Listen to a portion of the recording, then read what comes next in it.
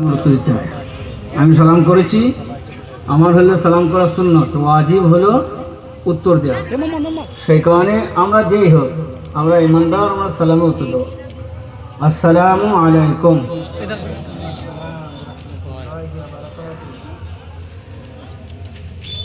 أعوذ بالله من الشيطان الرجيم.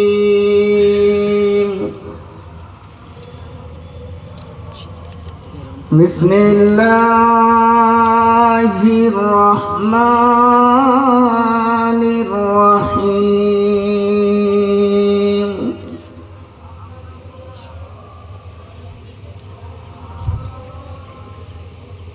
يا أيها الذين آمنوا اتقوا الله ولتنظر نفس ما قدمت لغد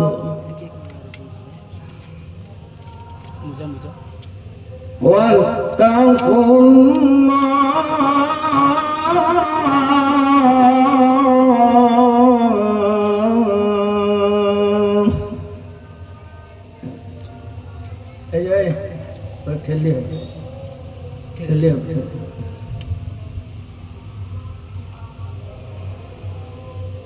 إن الله خبير بما تعملون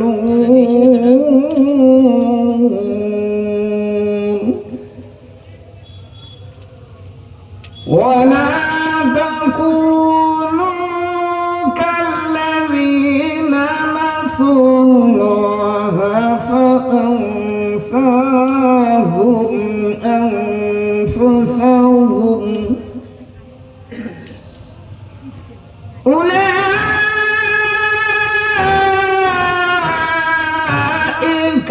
هم الفاسقون لا يستوي أصحاب النار وأصحاب الجنة أصحاب الجنة هم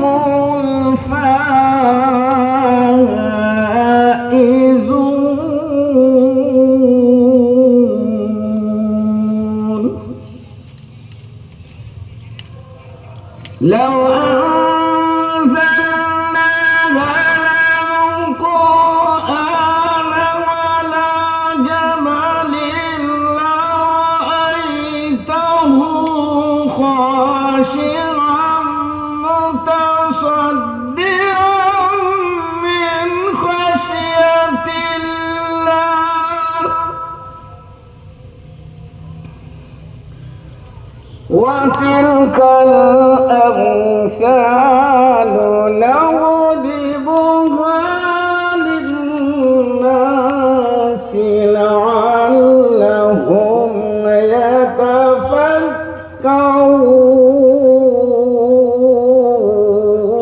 يتفكرون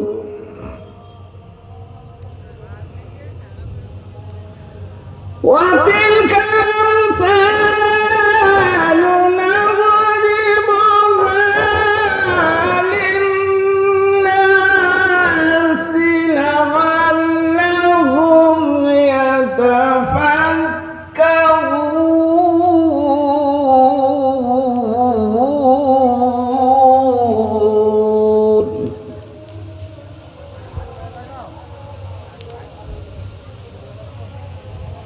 بسم الله الرحمن الرحيم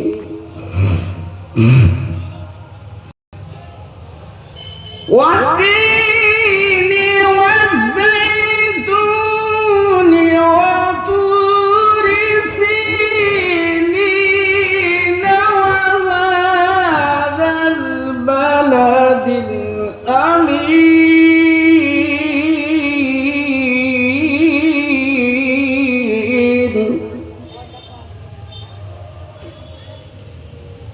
لقد خلقنا الإنسان في أحسن تقويم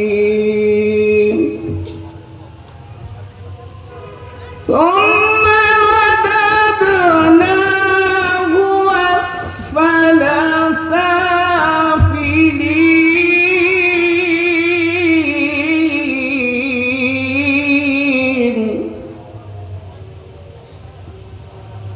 إلا الذين آمنوا وعملوا الصالحات فلهم أجر غير ممنون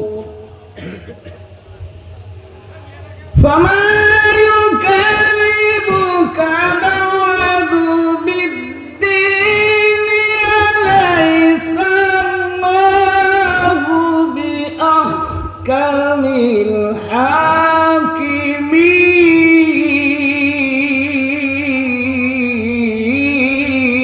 الحاكمين أليس الله بأحكم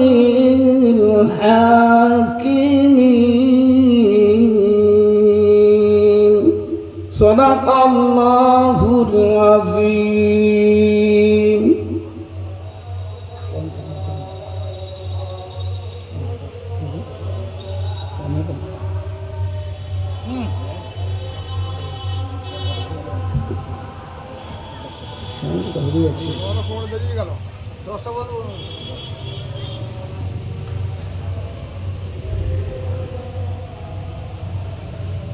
দয়ালু নবী প্রেমেরই ছবি আর আসিবেন না এ জগতে দয়ালু নবী প্রেমেরই ছবি আর আসিবেন না এ জগতে হাসর দিনে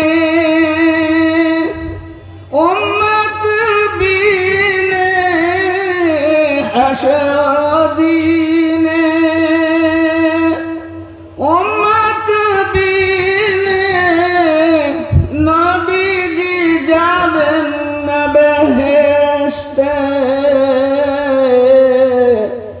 দয়ালু নবী প্রেমেরই ছবি আর আসিবেন না এ জগতে 63 বছর জিন্দেগি কেন্দে বলেন উম্মতি এখনো কান্দেন সোনার মদিনাতে শয়নে নবী দয়ালু নবী প্রেমেরই ছবি আর আসিবেন না এ জগতে আলহামদুলিল্লাহ আলহামদুলিল্লাহ নাহমাদুহু ওয়া নাস্তাঈনুহু ওয়া নাস্তাগফিরুহু ওয়া নু'মিনু বিহি ওয়া নাতাওয়াক্কালু আলাইহি ওয়া নাউযু বিল্লাহি মিন শুরুরি আনফুসিনা ومن سيئات أعمالنا من يهده الله فلا مضل له ومن يضلله فلا هادي له ونشهد أن لا إله إلا الله وحده لا شريك له ونشهد أن سيدنا وحبيبنا مولانا محمدا عبده ورسوله أرسله بالحق بشيرا ونذيرا فقد قال الله تبارك وتعالى في كلامه المجيد وفي الفرقانه الحميد فأعوذ بالله من الشيطان الرجيم بسم الله الرحمن الرحيم يا أيها الذين آمنوا استعينوا بالصبر والصلاة إن الله مع الصابرين ولا تقولوا لمن يقتل يقتل في سبيل الله أموات بل أحياء ولكن لا تشعرون وقال سبحانه وتعالى في موضع آخر ولا تحسبن الذين في سبيل الله أمواتا وقال سبحانه وتعالى في موضع آخر يا أيها الذين آمنوا ادخلوا في السلم كافة ولا تتبعوا خطوات الشيطان إنه لكم عدو مبين صدق الله العظيم وقال رسول الله صلى الله عليه وسلم قال من رأى منكم منكرا فليغيره بيده فإن لم يستطع فبلسانه فإن لم يستطع فبقلبه وذلك أضعف الإيمان أو كما قال عليه الصلاة والتسليم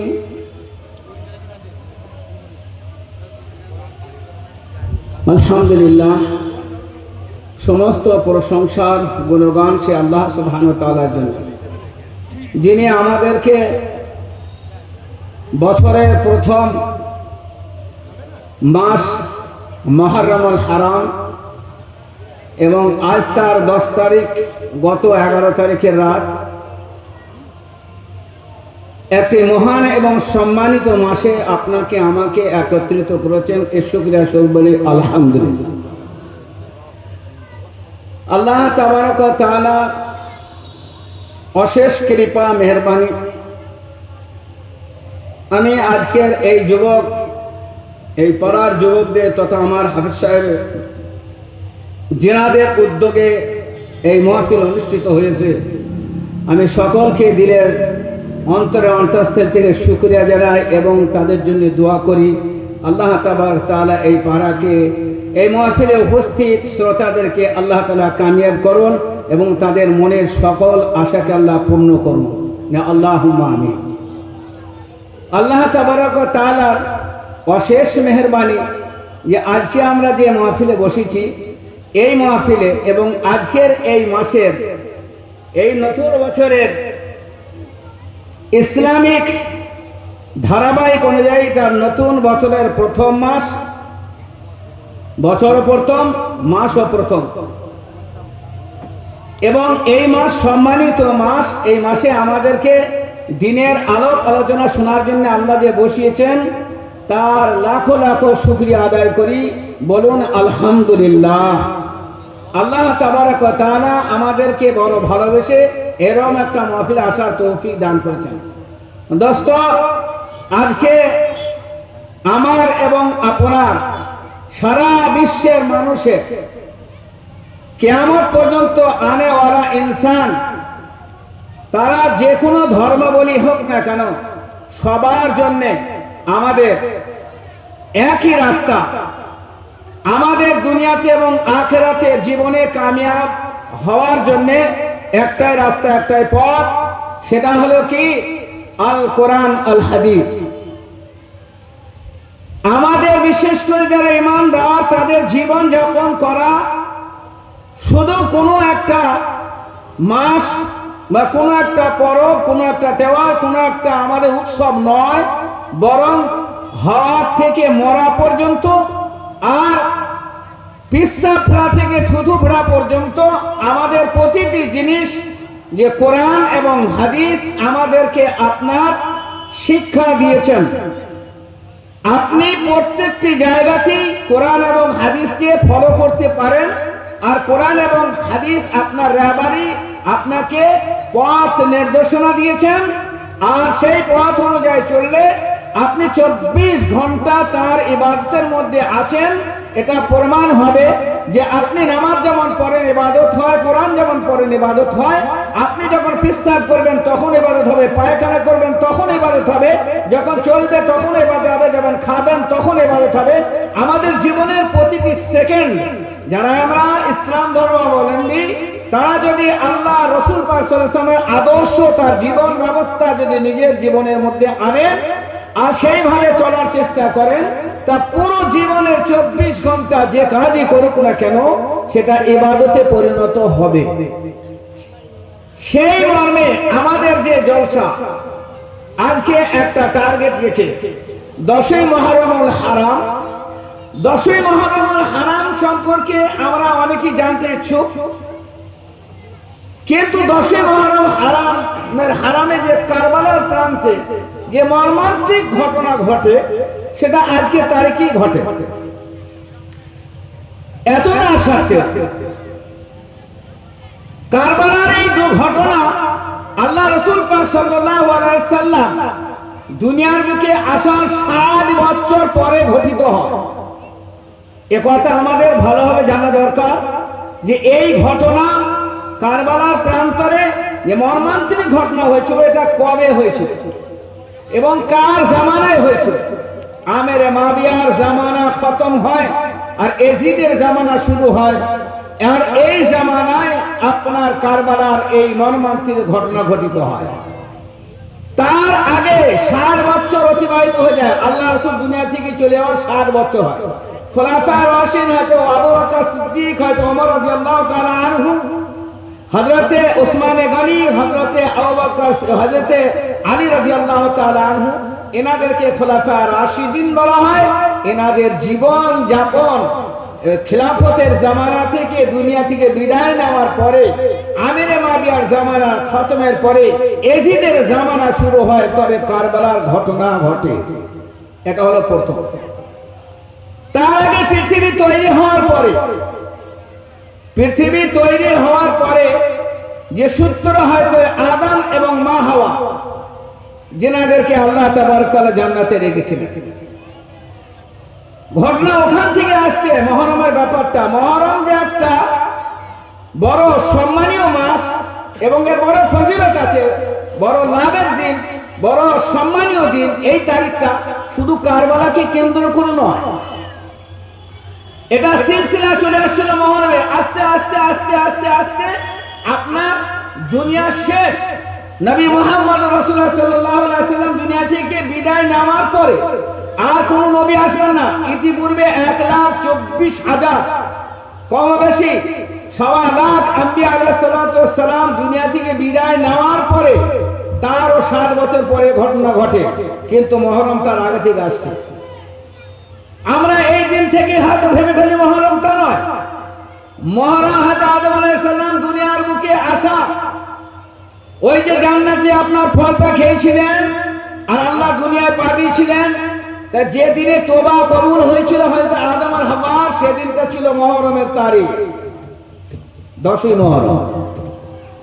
হযরতে নূহ আলাইহিস সালাতু ওয়াস সালামকে আল্লাহ তাআলা যে কাশতি জুদি পাহাড়ে গিয়ে ঠেকেছিল আর পানি সব শেষ হয়েছিল, তার আগে ভাসমান ছিল পৃথিবী, নৌকা চলছিল, সমস্ত সৃষ্টি নৌকার ভেতরে নিয়েছিলেন, সেটাও ছিল ওই 10ই মুহররম।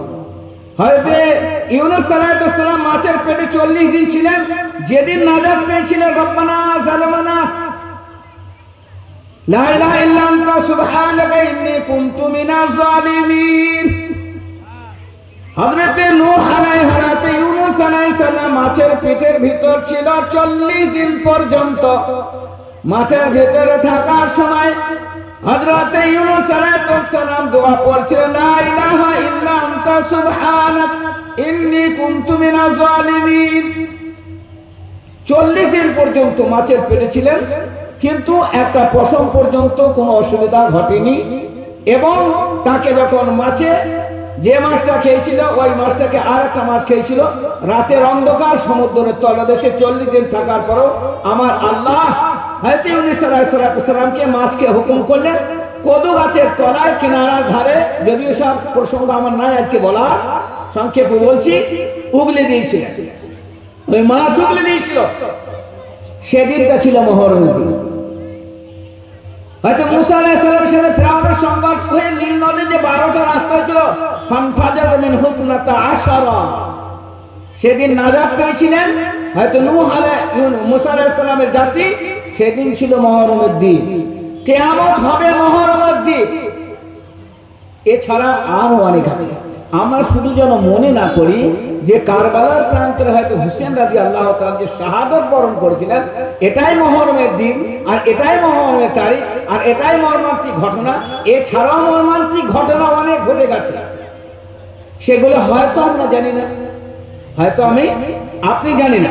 তবে একটা ঘটনা তোমাকে শোনাতে হয়, নাহলে আপনার বুঝে আসবে না যে মহরমের ঘটনা যতটা মর্মান্তিক, তার বেশি না হলেও তার মতোই মর্মান্তিক ঘটনা সাহাবাদের জীবনের সাথে হয়েছে। আমরা সেই ঘটনা হয়তো জানি না, বশত আমরা সেগুলো স্মরণ করি না। আর এটা একটা স্মরণ করার বিষয় হয়েছে, ও যারাই আপনার বন্ধু আর মহব্বত বলে দাবি করে, ক্ষতিটা তারাই করেছে। যার কারণে আমাদের সামনে সেই জিনিসটার সময় ভেসে এলে পরে কারবালার কথা আমাদের মনে পড়ে যায়। হুজুরে পাক সাল্লাল্লাহু আলাইহি সাল্লামের জামানায় মুসাইলামা কাযযাব বলে একটা ব্যক্তি ছিল। তো মুসাইলামা কাযযাব বলতো যে আল্লাহ রাসূল পাক সাল্লাল্লাহু আলাইহি সাল্লাম কে নবী আমি মানি না। তো আল্লাহ রাসূল পাক সাল্লাল্লাহু আলাইহি সাল্লাম হযরত হাবিব রাদিয়াল্লাহু তাআলা আনহুকে পাঠিয়েছিলেন যে তুমি গিয়ে বলো মুসাইলামা কাযযাবকে যে আমি আখিরি নবী, আমার নবুয়ত মেনে নি। ভাই আপনাদের সামনে জায়গা আছে, মেহেরবানি করে সরে আসুন, যে ভাইরা আসছেন বুঝতে পারবেন। আর আপনি আমার কথা দিয়ে একটু ধ্যান দেবেন, তাহলে আপনার কিছুটা বুঝে আসবে। আর একটু সরে আসুন, দর্শক করতে পারেন, একটু সরে আসুন, পিছনে জায়গা হয়ে যাবে, আপনার সামনে একটু আসুন ভাই, মেহেরবানি করে। তো মুসাইলামা কাযযাবকে আল্লাহ রাসূল পাক সাল্লাল্লাহু আলাইহি ওয়াসাল্লাম কলমার দাওয়াত দিয়ে পাঠালেন। তো মুসাইলামা কাযযাব হযরত হাবিব রাদিয়াল্লাহু তাআলা আনহুকে ধরে নেয়। হযরত হাবিব রাদিয়াল্লাহু তাআলা আনহুকে ধরার পরে বলে যে আমি নবী। জানেন আল্লাহ রাসূলের জামানায় সে মিথ্যা করে বলে আমি নবী। তো এই যে হাবিব রাদিয়াল্লাহু তাআলা গিয়েছিলেন, গিয়ে মুসাইলামা কাযযাব বলে ওই ব্যক্তিকে বলেছিল যে আমার রাসূল এখন হায়াত আছেন, আমার রাসূলের দ্বীন, আমার রাসূলকে মেনে নাও, তুমি কামিয়াব হয়ে যাবে। তো মুসাইলামা কাযযাব যখন বলে লা ইলাহা ইল্লাল্লাহু মুহাম্মাদুর রাসূলুল্লাহ পড়ে নাও, যে পড়ে নেবে সে ইহ জগতে কামিয়াব হবে, পর জগতেও কামিয়াব হবে। মুসাইলামা কাযযাব বড় ঢিঠ মানুষ ছিল, সে কথা সে না শোনায় তখন হাবিব রাদিয়াল্লাহু তাআলা আনহু হাত কেটে দেয় আর বলে তুমি আমাকে শিখাবে না, আমি নবী বলি আমার কথা মেনে নাও, তোমার নবী নবী নয়, আমি নবী। একটি হাত কেটে নেওয়া হয়, তারপরে ফের একটি হাত কেটে নেওয়া হয়, তা না মানলে ফের একদিকের পা কেটে নেওয়া হয়, তা না মানলে আবার একদিকের পা কেটে নেওয়া হয়। হযরতে হাবিব রাদিয়াল্লাহু তাআলা আনহু কোন কর্মে মানেনি যে তুমি নবী, বরং তিনি বলেছেন লা ইলাহা ইল্লাল্লাহু মুহাম্মাদুর রাসূলুল্লাহ। তার হাত এবং পা সমস্ত কিছু কাটার পরে জীবিত ছিলেন ওই সাহাবী। আর ওই সাহাবীকে বলা হচ্ছে এবার তুমি সাক্ষ্য দাও আর বলো যে আমি হলাম আখিরি নবী। হযরত মুসাইলামা কাযযাব তখন বেঁচে ছিলেন। মুসাইলামা কাযযাব তখন এই কথা বলছিল, হযরত হাবিব রাদিয়াল্লাহু তাআলা আনহু তখন বেঁচে ছিলেন। ওই সাহাবী তখন মাথা নাড়িয়ে বলে আমি তোমাকে নবী বলে মানি না, আমি তোমাকে নবী বলে মানি না, আমি নবী মুহাম্মদুর রাসূলুল্লাহ সাল্লাল্লাহু আলাইহি সাল্লামের গোলাম। তখন মুসাইলামা কাযযাব তার নকর চাকরকে হুকুম দেয় এবং জিভটা কেটে নেয়। হযরত হাবিব রাদিয়াল্লাহু তাআলা আনহু আর কথা বলতে পারেন না, আস্তে আস্তে টুকরো টুকরো করে শহীদ করা হয়। এই খবর হযরত হাবিব রাদিয়াল্লাহু তাআলা আনহুর মাকে যখন পৌঁছানো হয়, বিশ্বনবীর কানে তুলে দেওয়া হলো যে দিন নিয়ে আপনি পাঠিয়েছিলেন, হযরত হাবিবকে এইভাবে টুকরো টুকরো করে কতল করা হয়েছে, শহীদ হয়ে গিয়েছেন। মায়ের কানেও খবরটা তুলে দিতে হবে, মায়ের সন্তান তোমার সন্তানকে এইভাবে টুকরো টুকরো করা হয়েছে।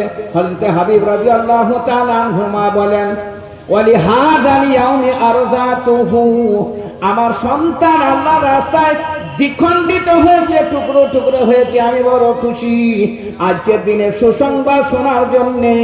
আমি আমার সন্তানকে দুধ পান করিয়েছিলাম বেটার ইনকাম খাওয়ার জন্য, দুনিয়া তাকে প্রভাব প্রতিপত্তি হওয়ার জন্য, পয়সা ইনকাম করার জন্য, আর কোন কাজ করার জন্য আমি দুধ পান করাইনি। আমি মুহাম্মদুর রাসূলুল্লাহ সাল্লাল্লাহু আলাইহি সাল্লামের দ্বীনের গোলামি করার জন্য, আল্লাহ রাসূলকে মানার জন্য, তার দ্বীনকে উদ্ভাসিত করার জন্য, পৃথিবীর চাপে চাপে যেন ফেলাতে পারে, ছড়াতে পারে, তার জন্য আমি আমার সন্তানকে দুধ পান করিয়েছিলাম। আজকের এই শুভ দিন তার কথা শোনার জন্য আমি আমার সন্তানকে দুধ পান করেছিলাম। ওয়ালি হাদাল ইয়াউমি আরযাতুহু, আজকের দিনে সুসংবাদ শ্রবণ করার জন্য আমি আমার সন্তানকে দুধ পান করিয়েছিলাম। হযরত হাবিব রাদিয়াল্লাহু তাআলা আনহুর হায়াত ও সাহাবাদের হায়াত আর সিরাত আপনি চিন্তা ভাবনা করে পড়লে পরে দেখা যাবে একটা নয় হাজার হাজার সাহাবাদের সঙ্গে এই নির্মম অত্যাচার হয়েছে। ঠিক সেইভাবে হযরত ইমামে হুসাইন রাদিয়াল্লাহু তাআলা আনহুর সঙ্গে নির্মম অত্যাচার হয়। হযরতে হুসেন রাদিয়াল্লাহু তাআলা আনহু তিনি হলেন ইসলামের সপক্ষে হযরতে নবী মুহাম্মদুর রাসূলুল্লাহ সাল্লাল্লাহু আলাইহি সাল্লামের দলের লোক, তার নাম আছে ইয়াজিদ, হলো বিপক্ষ দল। হযরতে ইমামে হোসেনকে শহীদ করার পরে, তার পরিবারস্থ সকলকে শহীদ করার পরে হযরতে ইমাম হোসেন রাদিয়াল্লাহু তাআলা আনহুর মাথায় বল্লভ করে মেরে খুঁচে যারা মাথায় করে নিয়ে যারা স্লোগান দিয়েছিল আর হই হই করেছিল, তারা ওই দিনে বড় আনন্দ চিত্রে খুশি মানিয়েছিল আর বড় চিৎকার করেছিল, আমরা বিশাল বড় একটা কাজ করেছি, হুজুর পাক সাল্লাল্লাহু আলাইহি সাল্লামের সন্তানদের শেষ করে দিয়েছি। দিন মিটিয়ে দেওয়ার পরিকল্পনা তারা চতুর্দিক থেকে করে ইমামে হোসেন এবং তার সপরিবারে 72 জনকে নির্মমভাবে শহীদ করা হয়েছিল কারবালার প্রান্তরে।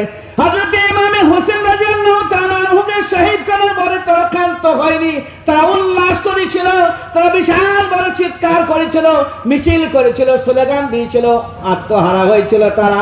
সেদিন তারা ইমাম হোসেনের দলরা কিন্তু চুপচাপ ছিল, সবর করেছিল, ধৈর্য ধারণ করেছিল। যারা আজকে উল্লাস করে, যারা আজকে লাঠি ঠ্যাঙা বল্লভলি করে, তারা এজিদের আমল নকল করে, আর যারা চুপচাপ করে সবর করে, কোরআন পড়ে, ধৈর্য ধরে এবং ইমামে হোসেন রাদিয়াল্লাহু তাআলা আনহুর পরিবারের উপরে যারা কোরআন পড়ে দোয়া করে দেয়, যারা সহ্য করে, আজকের দিনে যারা রোজা রাখে, তারাই হযরতে হোসেন রাদিয়াল্লাহু তাআলা আনহুর দলের লোক। আর যারা তার উল্লাস করে, বিপক্ষ লাঠি ঠেঙা মদ ভাঙ করে, তারা এজিদের দলের লোক হতে পারে, হোসেনের দলের লোক কোনোদিন তারা হতে পারে না।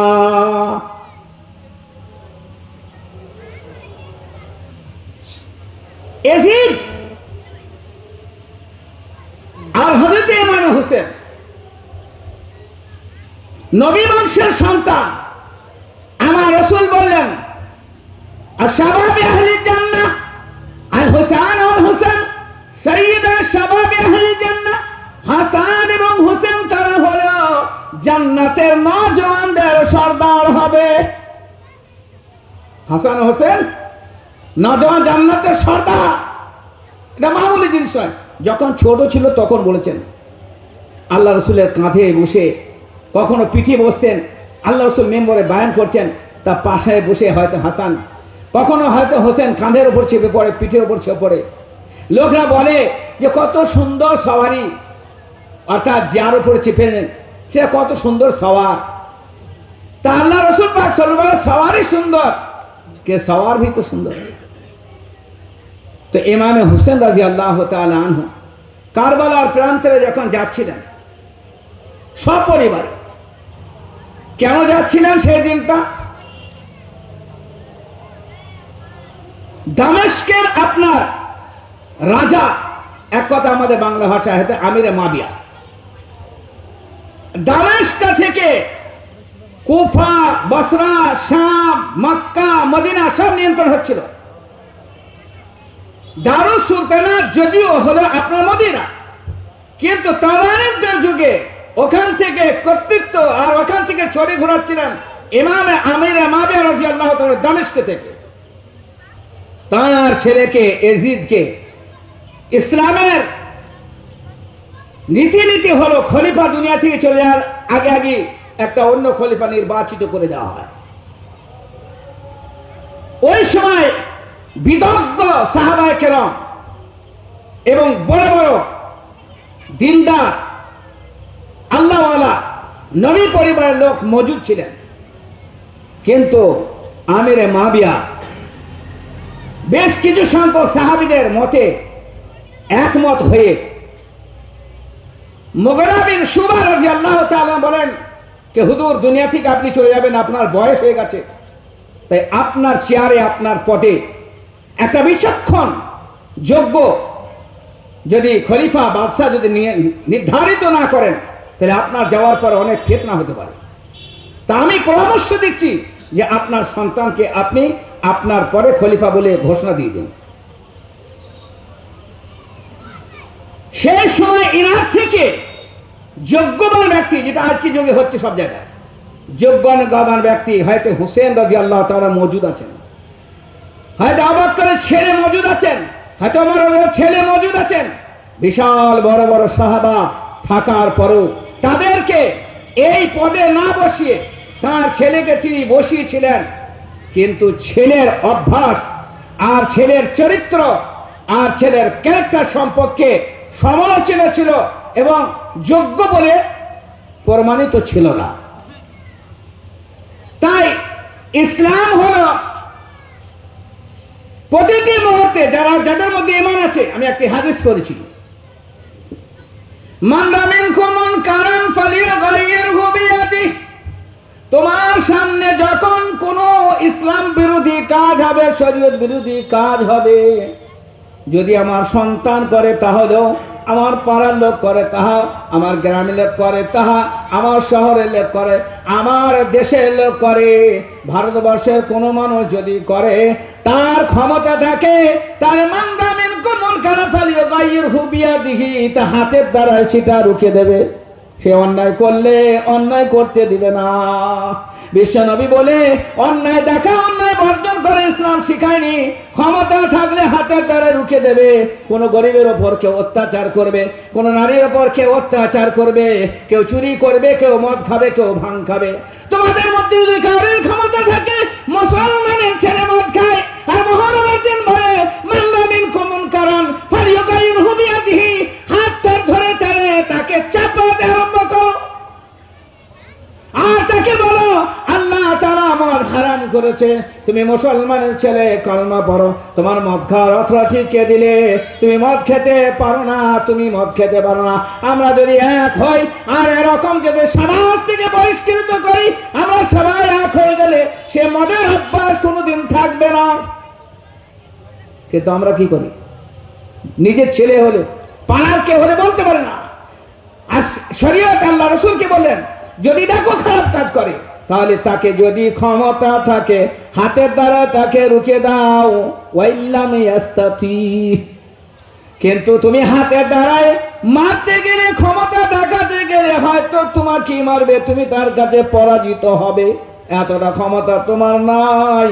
তাহলে তুমি তার হাতের দ্বারা না করে ফালিয়াস্তাতি মিলিস লিসানি, মুখের দ্বারায় তুমি মানা করো যে ভাই এমন কাজটা করতে নাই। মহরমের দিনে এরকম কাজ করছো, ভাই করতে না। তুমি মদ খাচ্ছ, খেতে না। তুমি কার পক্ষে এরকম নাচছ, তুমি কার পক্ষে নাচছ? আর তো আশুরার দিন, রোজা রাখার দিন, জলসা করলে মাওলানারা, ইমামতি করলে মাওলানারা, জামাতে গেলে মাওলানারা, সমস্ত দিনের কাজ করলে দিনদাররা, আর মহরমে কাজ করবে বেদিনদার। হ্যাঁ ভাই, এখানে কোনো আলেম আছে? আমরা যে মহরম করি বা করছি, এখানে একটা আলেম আছে কোনো কাজে সামনে সামনে যাচ্ছে? দিনে এমন কোনো কাজ আছে যে আলেমরা যায় না, এমন কোন কাজ আছে দিনদার লোকরা যায় না, দাড়ি টুপি আলা যায় না, লম্বা জামা পরা যায় না, মসজিদ তৈরি করতে হলে, মাদ্রাসা তৈরি করতে হলে, মক্তব তৈরি করতে হলে, দিনের যে কোনো কাজ করতে হলে এরা তো আগে। কিন্তু মহরমের সময় যাহা 10ই মহরম হলো ঢোল আর বাজনা আর মদ, আপনি দেখলেন যে 10 মাসে আপনি ইমাম সাহেব ওখানে যান। আপনাদের গ্রামে 3টি মৌলানা মসজিদ আছে, 3টি ইমাম সাহেব আছে, তো ওরা কোনো সময় আগে আগে যায়? করা যায় না কেন? মহরমের দিন যদি ইবাদত হলো, যেটা করছে, তাহলে এই ইমাম সাহেব এখানে গেল না? ওরা তো আগে থাকবে, নামাজ পড়ানোর আগে, রোজা রাখার আগে, বয়ান করার আগে, কোরআন পড়ার আগে, আপনাকে শিক্ষা দেওয়ার আগে, বোঝানোর আগে। আর মহাসময়ের পিছনে, মহাসময়ে কতগুলো খ্যাপা অপদার্থ, তারা মহরম আছে, রাস্তায় অ্যাটাক করে, গাড়িতে চাঁদা করে, এটা কোনো পুজো পাবন নাকি? ইসলাম ধর্ম তো বলেছে সব থেকে খারাপ জিনিস হলো ভিক্ষা চাওয়া। পৃথিবীর মধ্যে দুটো হালাল জিনিস আছে, তার মধ্যে দুটো হালাল হলো নিকৃষ্টতম হালাল, এর থেকে নিচে আর কোনো হালাল নাই। একটা হলো তালাক, আর অপরটা হলো ভিক্ষাবৃত্তি। গাড়ি আটকে দিয়ে ভিক্ষা করছে চাঁদা দিয়ে, হোসেনের তুমি ই করবে, মহরম করবে? হোসেন কি এত সস্তা ছিলেন? নাউজুবিল্লাহ। হোসেন কি আমার আপনার বাপের মতো? আশাবাবে আহলে জান্নাহ ইমামাইনুল হুমামাইন, এত সন্তান জান্নাতে না জনদের সর্দার। এটা আমার ভাই আপনার ভাইয়ের মতো না, আপনার বেটার মতো আমার বেটার মতো না। তা যখন এজিদকে খলিফা বলল, তৈরি করে দিল, হযরত ইমামে হোসেন বললেন না না না, পৃথিবীর বুকে নস্যাৎ করতে আমরা দেব না। এমন একটা বাদশা নিযুক্ত হবে যে ন্যায় পড়ানো হবে, কারেক্টার ভালো হবে, তার মধ্যে খসরত ভালো হবে, দিনদার হবে, পরিষ্কার হবে। আমি এই খলিফাকে কোনোদিন মানতে পারবো না। সেদিন কাজে কারবালার প্রান্ত যে ঘটনা ঘটেছিল, তার মেন টার্গেট হলো যে হক আর বাতিল। এজিদ ছিল বাতিলের পক্ষে, হযরত ইমামে হোসেন ছিলেন হকের প্রতি। তো হযরত ইমামে হোসেন রাদিয়াল্লাহু তাআলা আনহুর কানে যখন খবর গেল, তো ইমামে হোসেন রাদিয়াল্লাহু তাআলাকে কুফাবাসী আমন্ত্রণ করলেন চিঠি দিয়ে, 12,000 চিঠি। শেখ আব্দুল আজিজ দেহলভী রাহমাতুল্লাহ লিখছেন 12,000 চিঠি পাঠানো হয়েছিল। ইমামে হোসেন রাদিয়াল্লাহু তাআলা ভাবলেন, পৃথিবীর বুকে আমি বসে থাকবো নবী পরিবারের লোক, আর এই পৃথিবীর বুকে সুলতানাত করে রাজত্ব করবে একটা অসামাজিক লোক, এটা কোনোদিন হতে পারে না।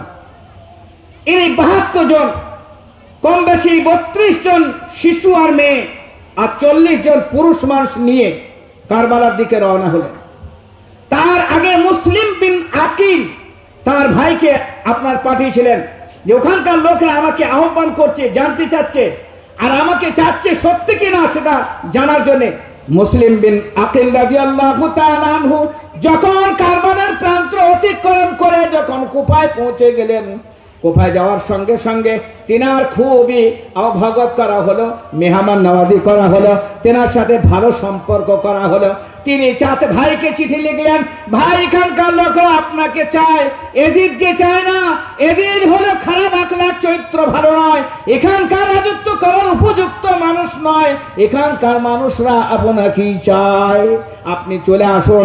তাই উনি সপরিবারে মেয়ে ছেলে সঙ্গে নিয়ে 6 মাসের শিশু বাচ্চা আলী আসগরকে সঙ্গে নিয়ে চলে আসে। কারবালার প্রান্তে যখন উপস্থিত হন, তখন এজিদের সৈন্য ইবনে জিয়াদের হাতে 20,000 সৈন্য নিয়ে কারবালার প্রান্তরে আটকে দেয়, আর বলে এখান থেকে হোসেনের যাওয়া হবে না। ইমাম হোসেন বলে, কি ব্যাপার? আমাকে তো 12,000 চিঠি পাঠানো হয়েছে, আমার হাতে চিঠি এক একটা খুলে খুলে দেখায় যে আপনার চিঠি করেছেন আমাকে। এখানে আমি কোন রকমের নিজে থেকে আসিনি, বরং আমাকে দাওয়াত দেওয়া হয়েছে, আসতে মজবুর করা হয়েছে। আমি নবী পরিবারের মানুষ, আমি এখানকার মানুষকে সঠিক রাস্তায় আনার জন্য, বাদশাকে সঠিক রাস্তা দেখাবার জন্য আমাকে এখানে আসতে হয়েছে। আমার হাজার সাহাবী আমাকে মানা করেছেন যে আপনাকে যেতে হবে না, সপরিবারে যেতে হবে না, ছোট ছোট বাচ্চা শিশু নিয়ে যেতে হবে না। আমি জিহাদ করতে আসিনি, ঝগড়া করতে আসিনি, মারামারি করতে আসিনি। যেহেতু আমার সঙ্গে শিশুরাও আছে, আমার সঙ্গে সাকিনাও আছে, আমার সঙ্গে জয়নাবও আছে, আমার সঙ্গে শেহরবানু আছে, আমার সঙ্গে মেয়েরা আছে, আমার যে বাচ্চা ছোট ছোট শিশুরা আছে, আপনারা আমাকে এখানে বাধা দেবেন না। কিন্তু কি বলেছে না, হয়তো ইমাম হোসেন বলেন, মুঝে কো ফাওয়ালু মুসাফির না সমঝো, মুঝে কো ফাওয়ালু मुसाफिर न समझो मैं आया नहीं हूँ बुलाया गया हूँ मैं आया नहीं हूँ बुलाया गया हूँ আমি এমনই নিজে আসিনি আমাকে আসার জন্য বড় আহ্বান করা হয়েছে তবে আমি এসেছি যখন ওখানে আটকে দেওয়া হলো হযরত ইমাম হোসেন বলেছিলেন যে আমি দিনের জন্য এসেছি একটা কথা শুনে রেখে দেবে আমি হলাম আল্লাহ রাসূলের নাতি আর আমি হলে আলীর সন্তান মা ফাতিমার কলিজার টুকরো আমি এমনই সন্তান যে মাথা আমার চলে যেতে পারে বশ্যতা স্বীকার করার আমার মধ্যে মেজাজ নাই আমি বশ্যতা স্বীকার করি না আর বাতিলের তরফদারি করি না এক টুকরো রুটির জন্য একটা চেয়ারের জন্য আর পদের জন্য মুসলমান বিক্রি হয় না আমি সেই রক্ত নিয়ে এখানে এসেছি খবরদার আমি তোমার বশ্যতা স্বীকার করব না আমি যে কথাটা নিয়ে এসেছি সেই কথাটা তোমার পর্যন্ত পৌঁছে দেবো আমি হলাম আল্লাহ রাসূলের নওয়াসে আমি কাউরি চেয়ারের তোয়াক্কার করি না সংখ্যার তোয়াক্কার করি না কুল জা আল হক ওয়া যাহাকাল বাতিল ইন্নাল বাতিলা কানা যাহুকা হযরত ইমাম হোসেনের গর্জন শোনার পরে তখন বলছে শোনো এখান থেকে আর এক পা আমরা আসতে দেবো না 20,000 22,000 সৈন্য চতুর্দিক থেকে ঘিরেছে হযরত ইমাম হোসেন বললেন তোমরা কি চাও আমায় বুঝাও হযরত ইমাম হোসেন বলেন আমি তিনটি প্রস্তাব দিই শোনো রাজিদের দল তোমরা খেতে পাও পড়তে পাও তাই গভর্নরের ওজিরের পিছনে থাকো হক আর বাতিল তোমরা জানো না তবে আমি তোমাদের একটি কথা বলি আমি মদিনা থেকে এসেছি আমি তিনটে প্রশ্ন তোমাদের করব ওই তিনটের মধ্যে যেটা আমাকে বলবে আমি সেটা মেনে নেব নচেত আমি এখান থেকে সরব না নম্বর 1 আমি মদিনা থেকে এসেছি ছোট ছোট শিশু আর মহিলা নিয়ে আমি জিহাদ করতে আসিনি আমি এখানে খুন করতে আসিনি আমাকে এখান থেকে যদি তাই হয় আমি মক্কার দিকে ফিরে যাব মদিনার দিকে ফিরে যাব আমি আর এখানে থাকবো না তোমরা যদি আমায় না চাও আমাকে এখান থেকে যেতে দাও আমি যে এখান থেকে এসেছি সেখানে চলে যাব তোমরা বলেছিলে এসেছিলাম আমি কোনো ফিতনা করতে চাই না কোনো ফাসাদ করতে চাই না ঝগড়া করতে চাই না আমি কারবালার প্রান্ত থেকে ফিরে যাব বলে না দ্বিতীয় হলো আমি যার সঙ্গে আমার কথা এবং ফারিক সেটা হলো ইয়াজিদ সে দামেস্কে বসে আছে আর কুফায় তোমরা আছো এখান থেকে আমাকে দামেস্কে যেতে দাও আর ইয়াজিদের সাথে সাক্ষাৎ করব আর তার সাথে সাক্ষাৎ করে মনের যত কথা আছে আমরা আলোচনা করব আমাকে তাকে আলোচনা আসতে দাও সে হচ্ছে তোমাদের বাদশা আর আমি হচ্ছি আল্লাহ রাসূলের নওয়াসে এখানে সে স্বেচ্ছাচারী স্বৈরাচারী করবে এটা কোনোদিন হবে না তোমাদের সাথে কোনো ফাইটের আমার প্রয়োজন নাই তারা বললে না এটাও হবে না বলে তাহা যদি না হয় তা তৃতীয় প্রস্তাব হলো যে কোনো মুসলিম দেশের সরহদ সীমান্ত এলাকার দিকে আমাকে যেতে দাও আমি কোনো মুসলিম দেশে গিয়ে পানা নিয়ে নেবো সেখানে আশ্রয় নেবো আমি কারবালাতে কোনো রকমের ঘটনা আর কোনো রকমের ফিতনা চাই না হযরত ইমাম হোসেন রাদিয়াল্লাহু তাআলা তিনটে প্রস্তাব বাতিল করা হলো আর চতুর্দিক থেকে শিমার এবং জিয়াদের দলে ঘিরে নিলে হযরত ইমাম হোসেন খেমার ভেতরে আছেন খেমার ভেতর থেকে তখন বলেন এরা চতুর্দিক থেকে ঘিরে ফেলেছে 7 তারিখ ঘিরেছে 9 তারিখ ঘিরেছে 9 ঘিরেছে একটা জিলহজ সেদিন বৃহস্পতিবার ছিল হযরতে শাহবানু বলেন আলী আসগর ছোট 6 মাসের ছেলে পানির জন্য বড় চিৎকার করছে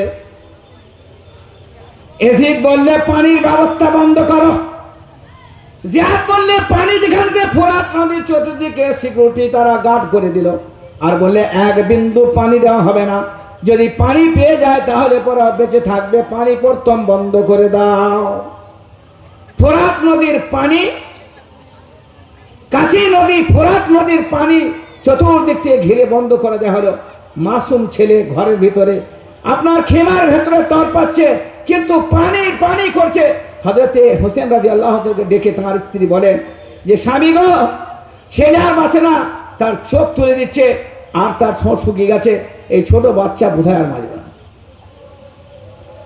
হযরতে আলী আকবর যে জওয়ান ছিল, যখন বার হয়ে গেল যে আব্বা আমি পানির ব্যবস্থা করি আনি একটু দেখি, তা যখন ময়দানের ভিতর ঢোকে আর ঢুকে যখন সৈন্যকে দুফাক করার পরে পানি আনতে যাবে, সেই মুহূর্তে তার সন্তানকে তলোয়ার চালায়, নেজা চালায় আর দীক্ষিপ্ত করে দেয়। হয়তো আলী আকবরকে, বড় জওয়ান ছেলে যেটাকে, সেটাকে দীক্ষান্বিত করে দেয়। হয়তো হোসেন রাদিয়াল্লাহু তাআলার সামনে যখন জওয়ান ছেলে শহীদ, লাশটা কাঁধে করে নিয়ে এসে খেমার ভেতরে চাদর দিয়ে ঢেকে দিলে আর বললে তোমার জওয়ান বেটা পানি আনতে গিয়েছিল, তারা পানি দিইনি, তোমার ছেলে কি চিরদিনের মতো শুয়ে দিয়েছে। এমন নির্মম অত্যাচার যে আমাদের হকে একটু পানিও হয় না। হয়তো আলী বললেন যদি তারা এই অত্যাচার করে থাকে, তারা খুবই অন্যায় আমাদের সাথে, আমরা কিন্তু ওদের সাথে কোনো অন্যায় করিনি। ছোট শিশু যখন বারবার জিভ শুকিয়ে যাচ্ছে, টানছে, হয়তো আলী কারামাল্লাহ হয়তো হুসেন রাদিয়াল্লাহু তাআলা ছোট শিশুকে বুকে নিয়ে জড়িয়ে ধরে বলছে, দেখো এই শিশু, ইসলাম ধর্মের বিধি আছে যে বৃদ্ধদের, নারীদের এবং শিশুদের মারা আছে। আমি শিশুর জন্য পানি তোমাদের ভিক্ষা চাই, একে পানি দাও, একটু এক কতরা পানি। ফোরাতের দিকে যেমন ছুটে যাচ্ছেন, তো ওই অবস্থায় সীমা এত জোরে তীর মেরেছিলেন যে গলার ভিতর দিয়ে এফোর হয়ে উপরে বাড়িয়ে যায় আর জিভটা বার করে দেয়, আর ছটছট করে রক্ত বার হচ্ছিল। ওই 6 মাসের শিশু রক্তটা হয়তো হুসেন রাদিয়াল্লাহু দু হাতে করে ধরে এরকম ভাবে রক্ত ধরে আসমান দিকে ছুড়ে দিলে আর বললেন, আল্লাহ, যদি আমার সন্তানদের রক্ত দিয়ে পৃথিবীতে যে দিন বেঁচে থাকে, তা আমি এই রক্তের উপর খুশি আছি যদি আপনি খুশি থাকেন। আমার সন্তানদের রক্ত রঞ্জিত হোক কারবালা, কিন্তু দিন যেন না মিটে যায়, দিন রক্তের পরিবর্তে যেন দিন বাকি থাকে, এজিদের বংশ যেন বাকি না থাকে। আমার হোসেনের বংশের রক্ত দিয়ে, আমার নানা রক্ত দিয়েছে, আমার নানা শহীদ করেছে, আমার নানা কুরবানি দিয়েছে, আমার নানা বলেছেন পৃথিবীতে যত নবী আসছেন সব থেকে বেশি আমাকে দিনের জন্য কষ্ট দিয়েছে, সেই দিনকে আমি কোনোদিন এইভাবে ছাড়বো না। আমার রক্ত চলে যাক, আমার ছেলেদের রক্ত চলে যাক, আল্লাহ তোর আরশ যেন খুশিতে থাকে, তুই যেন আমার উপর আজিজ থাকিস। আমার সন্তানদের নিজেরা রক্ত দিয়ে ইসলামকে আমি সেচে, ইসলামকে উদ্ভাসিত করে পৃথিবীর মুখ থেকে যাব, যেন কিয়ামতের দিনে বলতে না পারে যে ইসলামের নামে আর মুসলমানের নামে আমি যেন কলঙ্ক নিয়ে না উঠি। এই জন্যে আমার ছেলে বলেছে, আমার কোনো দুঃখ নাই, যেন আপনি আমার উপর রাজি থাকেন, আমার পরিবারের উপর যেন রাজি থাকেন, একটা জানও থাকতে আমরা পিছু পা হব না। হয়তো ইমামে হোসেন রাদিয়াল্লাহু তাআলা বললেন, দেখো আজকে রাত বড় অন্ধকার, আমার তো সব একের পর এক শহীদ হয়ে যাচ্ছে, আর ওদের টার্গেট হলো আমাকে। তা আজকে রাতে আর তোমরা এখানে কেউ থেকো না, এই অন্ধকারে তোমরা ফিরে চলে যাও, যে কটা আছো তোমরা চলে যাও, আমি একা ওদের সাথে জিহাদ করব, আর আমি একা জিহাদ করে দুনিয়ার বুক থেকে বিদায় নেব, তোমাদের কোনো অসুবিধা হবে না। হয়তো ইমামে হোসেন রাদিয়াল্লাহু তাআলার কথা শুনে বাকি সাহাবায়ে কেরাম যারা ছিলেন সঙ্গে সঙ্গে বলতে লাগলেন যে ইমামে হোসেন, আমরা এখানে দাঁড়িয়ে আছি এমন একটা জায়গায়, জান্নাতের দরজায়, আমাদের উপরে ছুরি চলবে, আমাদের গলাটা চলে যাবে, আর সঙ্গে সঙ্গে জান্নাতে প্রবেশ করব। এই জান্নাতে প্রবেশের সম্মুখীন কাছাকাছি হয়ে এখান থেকে আমরা এক পা পিছু পা হব না। কে ওয়ালা তাহসাবান্নাল্লাযিনা কুতিলু ফি সাবিলিল্লাহি আমওয়াতা, তোমরা বলো না যারা আল্লাহর রাস্তায় দিনের জন্য তারা ফিলিস্তিন হোক আর পৃথিবীর যে কোনো জায়গা হোক, সেখানে যারা জিহাদ করবে, সেই ইসলামের জন্য যারা মরবে, তারা মরতে দেরি আছে, জান্নাত পেতে দেরি নাই। তাদেরকে জান্নাতে যাওয়ার জন্য হুর আর ফেরেশতা তারা স্বাগতম জানায়, ওয়েলকাম করে। এই সুসংবাদ আর এই সুপাত আর এই সুন্দর ব্যবস্থা উত্থাপন করেছি, এখান থেকে আমরা এক পা পিছু পা হব না। সারা পৃথিবী সাহাবারা নাই, কাপুরুষ মুসলমান আমরা, তাই আজ ফিলিস্তিনের নরহত্যা, সারা পৃথিবীর মুসলমান যত দেশ আছে কাপুরুষের পরিচয় দেয় আজ, তাই ইহুদি আজ পর্যন্ত তার দেশে এসে যখন কেউ জায়গা দিইনি, জার্মানরা যখন মেরেছিল, আর হিটলার যেন এক একটা যেরকম মুরগিকে যখন পারে আগুনে ফেলে যখন ঝলসায় এক একটা ইহুদিকে ঝলসেছিল, সেদিন পৃথিবীর কোন বন্ধু একটা জায়গা দিইনি যে তোরা এখানে বাস কর। সেদিন বলেছিল মুসলমানরা, সেদিন বলেছিল ফিলিস্তিনের মুসলমানরা বলেছিল যে তোমাদের পৃথিবীতে জায়গা নাই, তোমাদের ভাইগণ সেখান থেকে হাতিয়ার পাঠাচ্ছে বন্ধু, সেদিন একটা জায়গা দিতে পারেনি,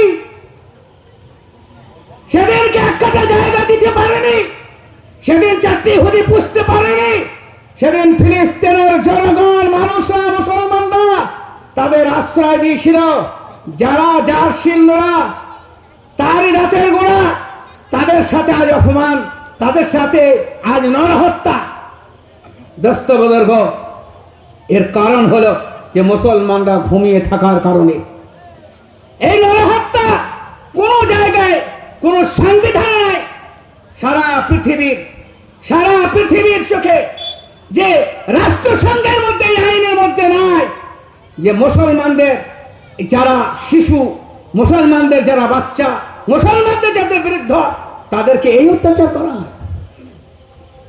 দোস্ত বুজুর্গ, জোর যাওয়ার মুলুকটা আমাদের ইমানি পাওয়ার কমে যাওয়ার কারণে পৃথিবীর বুকে 57টা সলিড মুসলিম দেশ থাকার পরেও আর পৃথিবীর এমন দেশে সেখানে মুসলমান নাই। মুসলমান কোন সময় আপনাকে হুকুম দেয় না যে অবিচার করো। এক ঘর যদি অমুসলিম থাকে আর সারা পৃথিবী যদি মুসলমান হয়, সেই এক ঘর হিন্দু, সেই এক ঘর খ্রিস্টান, তার সাথে যদি আপনি অন্যায় করে, কিয়ামতের দিনে আপনাকে ছাড়া হবে না। ইসলামের শিক্ষা দেয়, কিন্তু পক্ষান্তরে শিক্ষা দেয় যে কেউ যদি জুলম করে, কেউ অত্যাচার করে, অবিচার করে, প্রতিবাদ করার ক্ষমতা এবং হক কোরআন বলছে, ওয়াইন আকাবতুম ফাআকিবু বিমিসলি মা উকিবতুম বিহি ওয়া লা ইন সাবারতুম ফাহুয়া খায়রুল লিস-সাবিরিন। হযরত হামজা রাদিয়াল্লাহু তাআলা আনহুকে শহীদ করা হয়েছিল। আল্লাহ রাসূল বলেছিলেন যে আমি 100টা শহীদ করব আর একটা কাফিরের গর্দান আমি উড়াবো। আল্লাহ রাসূল পাক সাল্লাল্লাহু আলাইহি ওয়াসাল্লামকে আল্লাহ বলেছিলেন, ওয়াইন আকাবতুম ফাআকিবু বিমিসলি মা উকিবতুম বিহি, যদি তুমি কতল করো তাহলে কতলের বদলে একটা কতল করবে, আর যদি তুমি বেশি করো এটা কিন্তু বিধানের খিলাফ। ওয়া ইন সাবারতুম, আপনি যদি সবর করেন তাহলে আপনার থেকে ভালো সবরকারী আর কেউ হবেন না। আল্লাহ রাসূল বলে আমি সবর করলাম। তো দোস্ত বুজুর্গ, কারবালার প্রান্তে এক এক করে সব শহীদ হয়েছেন, কিন্তু দিনকে মৃত্যু যায়নি। সেই দিন আপনাকে আমাকে আমানত হিসেবে তুলে দিয়েছেন। আর যারা উল্লাস করেছিল, যাদের দল মাথায় বল্লম মেরে হয়তো ইমামে হোসেনের, আর ঠোঁটে এরকম তীরে করে মারছিল ওই কাঁথা মাথা নিয়ে, আর উল্লাস করেছিল, তারাই পরে কালো কাপড় চাপিয়ে গায়ে হায় হোসেন করেছিল। মারলে তারা, আবার জারি গাইলে তারা, তাদের সেই কলঙ্ক ঢাকার জন্যে, কারণ তারাই হলো অবিচার করেছিল, তারাই অত্যাচার করে, তারাই জন্ম, তাদের উপরে কলঙ্ক, তাই কলঙ্ককে ঢাকার জন্য ফের তারা মরছি। ইসলামের মধ্যে বিশ্বনবী দুনিয়া থেকে চলে গিয়েছেন, তার শোক, তার মানানো 3 দিনের বেশি আপনাকে জায়েজ করার দিইনি। ইমামে হোসেনের মতো কত ইমামে হোসেন চলে গেছেন। আছেন বাপের বেটা রোজা রাখবেন, আছেন বাপের বেটা কোরআন পড়বেন, আছেন বাপের বেটা তেলাওয়াত করে দোয়া করবেন, এটা তো আপনার জন্য সব যুগই আছে। কিন্তু মদ খাওয়া আর মুসলমানের ছেলে হয়ে যখন আমরা শিয়া পন্থা নয়, বিশেষ করে আমরা যারা মুসলমান, আমরা শিয়া অবলম্বী নই, আমরা হচ্ছে সুন্নি মুসলমান, আমাদের আকীদা, আমার রাসূলের যে আকীদা সেই আকীদায়। অতএব আমরা যদি শিয়াদের মতো মন ভরা কোনো কথাই যদি না মানি, না শুনি আর এরকম করি, তা আল্লাহর আযাব থেকে ভয় পাবেন। আমরা যারা চাই যে আমরা সঠিক দিন আর আসল দিনের উপর চলি, তাহলে ইমামে হোসেনের দিনের উপর ফলো করব। ইমামে হোসেনের সব তো শহীদ হয়ে গিয়েছিলেন, কে এই উল্লাস করেছিল? আল্লাহ রাসূল পাক সাল্লাল্লাহু আলাইহি ওয়াসাল্লাম সাহাবা কে এই উল্লাস করেছিল? কেউ করেনি। আমরা সেই দিকটা ফলো করব। আর যদি সেই দিকটা না ফলো করে নিজের মনের মধ্যে যেটা আসে, দিন হবে না, বরং বিদ্যা বদ্দিন হবে। আর এত বড় বদ্দিন যেটা সহ্যের বাইরে। আল্লাহ তাবারক তাআলা আপনাকে এবং আমাকে তথা সকল ইমানদার মুসলমানকে আমল করা তৌফিক দান করুন। এই বলে আমি আমার বক্তব্য এখানে শেষ করছি। ওয়া আখিরু দাওয়ানা আনিল হামদুলিল্লাহি রাব্বিল আলামিন। আসসালামু আলাইকুম ওয়া রাহমাতুল্লাহি ওয়া বারাকাতুহু।